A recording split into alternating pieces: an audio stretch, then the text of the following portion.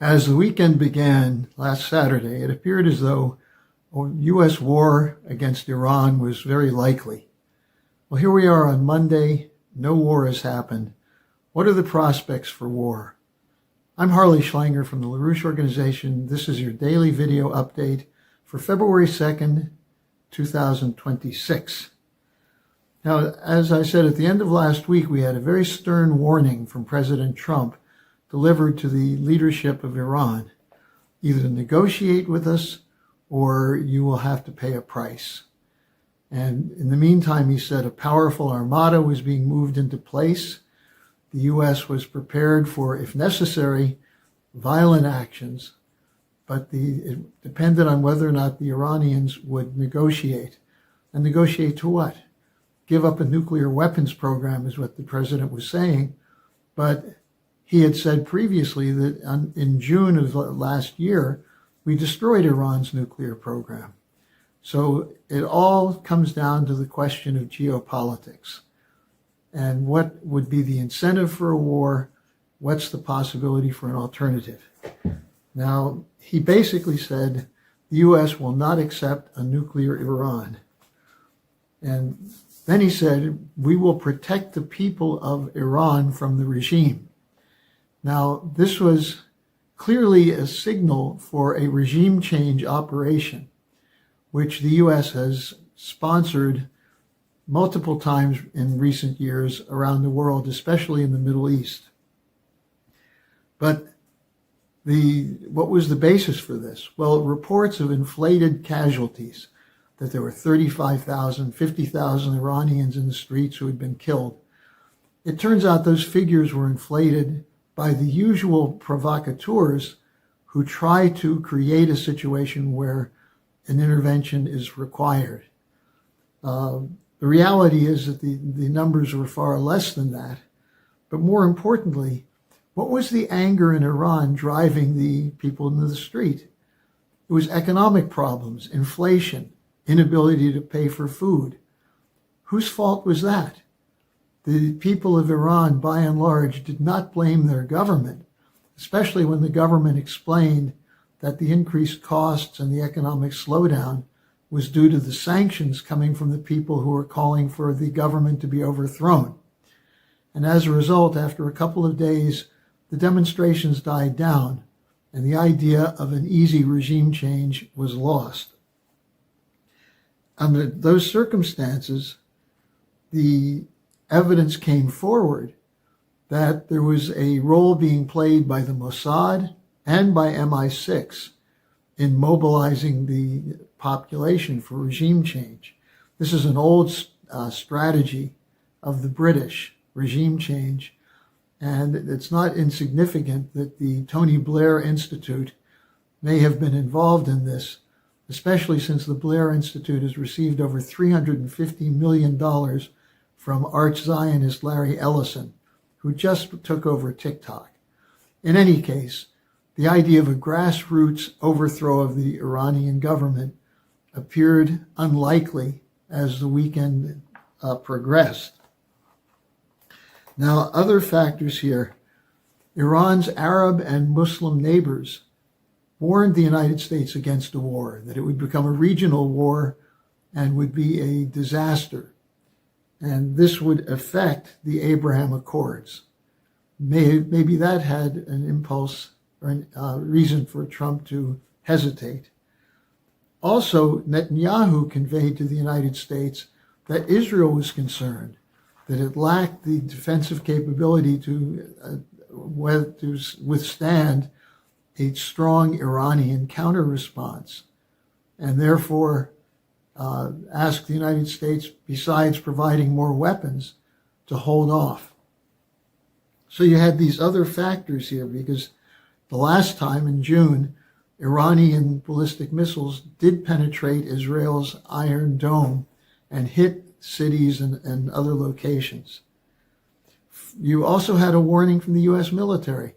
This would not be an easy fight. There would be U.S. casualties, and it would require boots on the ground.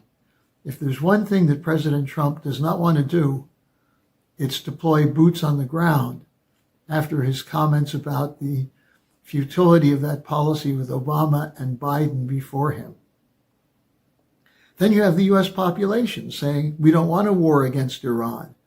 America first means we don't spend money and lose lives in battles that have nothing to do with our own security.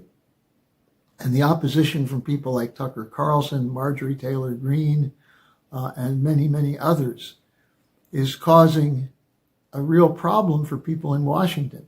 And for the Republicans in particular, with a tough midterm election coming up this year, and just over the weekend, a Republican endorsed by President Trump lost a state legislative special election outside of Fort Worth, Texas. This was a district that Trump won by over 14%, and this time the Democrat won by over 14%, a turnaround of almost 30%. And that is a signal that the popular support for the war is just not there. So does this mean that the United States will not strike Iran? No, it doesn't. The Zionist lobby in Congress is continuing to push for this. You can see Senator Lindsey Graham, Senator Ted Cruz, two of the leading war hawks, practically crying when they see that Trump is not moving ahead with war, and then coming out giving blood-curdling calls for a regime change in Iran. You also have Greater Israel fanatics in the Israeli government who definitely want war. And then, not insignificant, Starmer and the British. Keir Starmer said on Friday, after Trump made his warnings, Starmer said, we're with you. This is our number one priority also. So you have on the one side compelling reasons not to go to war, because this would definitely blow up into a bigger war and could lead to an all-out nuclear war. Secondly, there are reasons why the people who are pushing for war are on the outs now and may be unable to sway President Trump to go back to a policy of war. The question is, where's peace going to come from? And this is what we're doing. This is what the initiatives taken by Helga Zepp-LaRouche are aimed at, to create a citizens' movement for peace, not based on some kumbaya moment, let's all sit together and smoke the peace pipe. No, the idea is, what is the actual interest of sovereign nations? It's to act for the betterment of its own population. And what better way to serve the interests of your population than to have programs for mutual benefit with countries that might possibly be antagonistic towards you? This is what the OASIS plan is that Lyndon LaRouche drafted for Israel and the Middle East. This is what the alternative development architecture is, coming from the BRICS, the Shanghai Cooperation Organization. The possibility that instead of going to a brutal war with Iran, Iran could be brought in for peaceful economic development in the region. And this includes with Israel, as the Iranians sat down with the Saudis recently under the input of China and reached a rapprochement. So this is the tendency that's being moved by the BRICS, by the group, the Global South. And who's opposed to it? London, the city of London with its banks, the war hawks and neocons in the United States and Europe. But the rest of the world is looking for peaceful cooperation. And President Trump is not insensitive to that. He may not be attacking Iraq for different reasons, but it's clear to him that there's no compelling reason for the United States to risk getting entwined in a conflict with no likelihood of victory.